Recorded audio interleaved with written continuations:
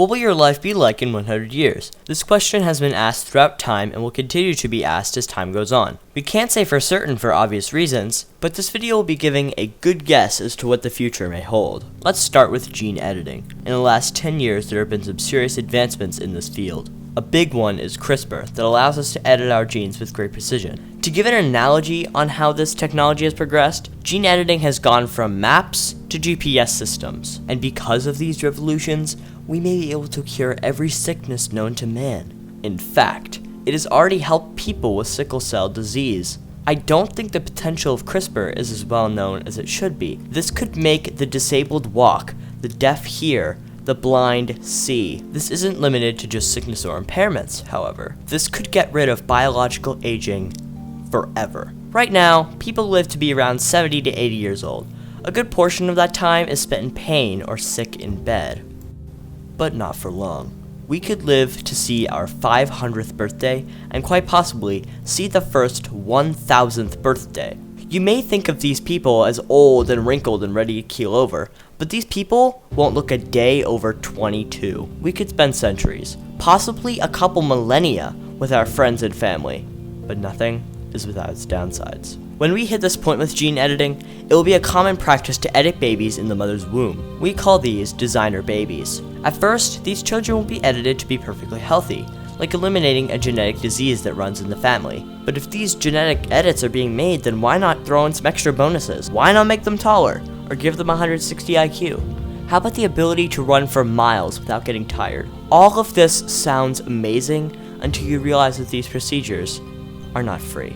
Many disabled people may be jobless because they can't afford to fix their issues, or maybe they could have fixed their issues before, but now that they're unemployed, can't afford such treatment. Or kids that don't come from money will be put at a disadvantage because they're not geniuses like their wealthier counterparts. This might create a massive gap between rich and poor, and currently, we don't need that in the world we're living in. On the topic of losing jobs, let's talk about AI. I'm pretty sure you know about the panic surrounding artificial intelligence, but I want to talk about something different. Jobs aren't just white-collar work. They aren't just blue-collar work either, and they aren't just creative jobs. Government is another type of job.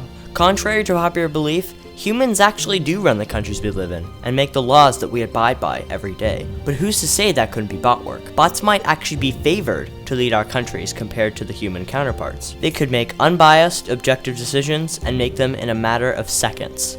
You could have a government bot make a new policy and have everyone write their thoughts down.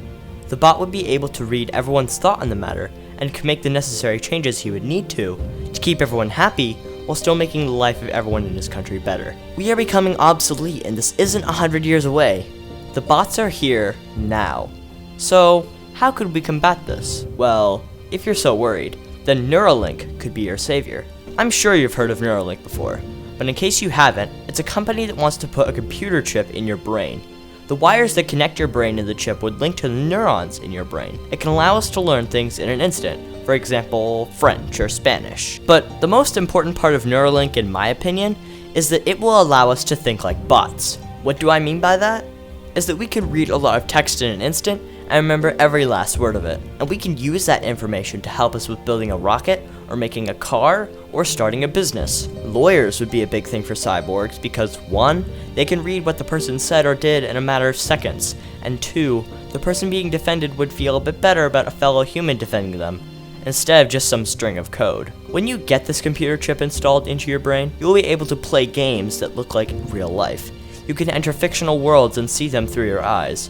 But what if you wanted to live in this fictional world? Well then, mind uploading could be something to consider. Once you become a cyborg, the option of moving your consciousness to a digital utopia would be possible.